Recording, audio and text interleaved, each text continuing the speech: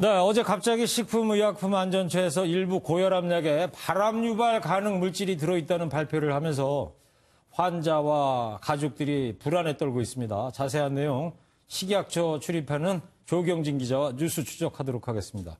조 기자. 네. 고혈압약 그러면요. 전국에서 집집마다 안 드시는 분이 없을 정도인데 고혈압 환자 상당히 많지 않습니까?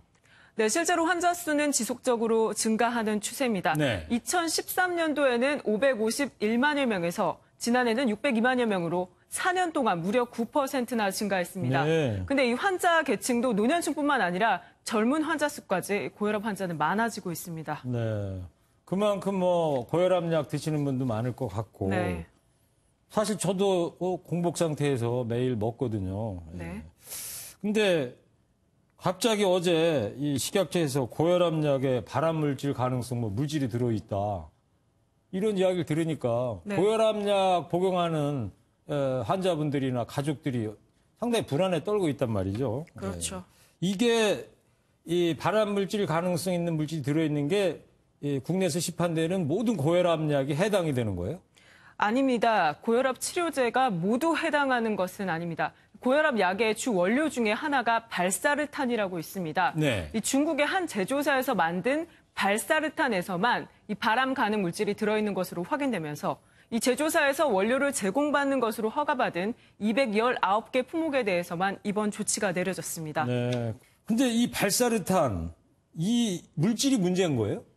아닙니다. 이 발사르탄은 혈압을 낮추는 성분으로 혈압약의 주 원료 중에 하나입니다. 이 발사르탄이 들어간 혈압약이 우리나라에 600종류 정도가 있는데 이 중에 219개 품목만 발암물질인 이 불순물이 들어갈 수도 있다고 보고 이번 조치를 내렸습니다. 네, 그러니까 발사르탄 자체가 나쁜 게 아니고 네네. 발사르탄 안에 중국에서 보낸 그 발사르탄 가운데 뭔가 불순물이 있는 발사르탄. 네네. 그걸 사용한 게 219개 약이다. 네. 그렇다면 그 불순물이라는 건 도대체 뭐예요? 이게 이름은 N-니트로소디 메틸아민입니다. 네. 국제암연구소에서는 인간에게 발암물질로 작용할 가능성이 있는 그런 물질로 현재 분류하고 있는데요. 예. 이 문제가 된 혈압약들 안에서 이 불순물이 얼마나 나오는지 또 이 약을 먹는 환자들에게는 어떠한 유해성이 있는지 등은 사실 지금 조사 과정 중에 있습니다. 그리고 또 하나는 이 고혈압 약 원료 안에 이 불순물이 들어가게 된 또 경위와 발생 시기 등에 대해서도 조사가 이뤄지고 있습니다. 네. 사실 제가 먹고 있는 혈압약도 여기에 해당이 되는 거거든요. 219개. 네. 그러면 내가 먹고 있는 약이 이 불순물이 들어가 있다. 저를 포함해서 219개의 고혈압약을 지금 들고 계시는 분들은 이제 어떻게 해야 됩니까? 일단 굉장히 놀라고 화가 나셨을 텐데 해당 의약품을 먹고 있더라도 이 의사들은 당장 복용을 중단해서는 안 된다고 얘기를 합니다. 그래요? 다만 신속하게 의사와 상의를 해서 다른 약으로 교체를 해야 되는데요.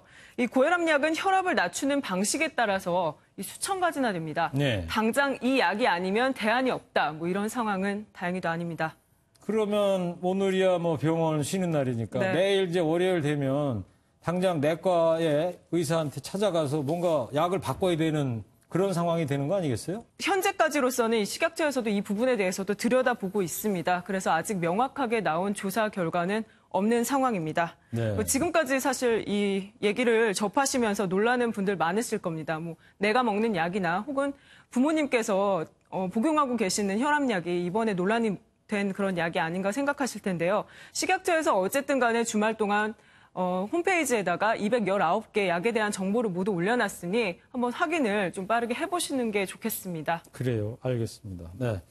식약처에서 발빠르게 대처는 했다고 그러지만 사실 이렇게 중요한 일인데 한 600만 명이 지금 고혈압약을 복용하고 있다는데 전국적으로. 네. 오늘 아무리 휴일이지만 그래도 긴급 기자회견 같은 걸 열어서 국민들한테 뭔가 알렸어야 되지 않을까 그런 아쉬움이 좀 있습니다. 네. 네. 자, 앞으로 식약처 후속 조치 계속 지켜봐야 될 것 같습니다. 조경진 기자였습니다.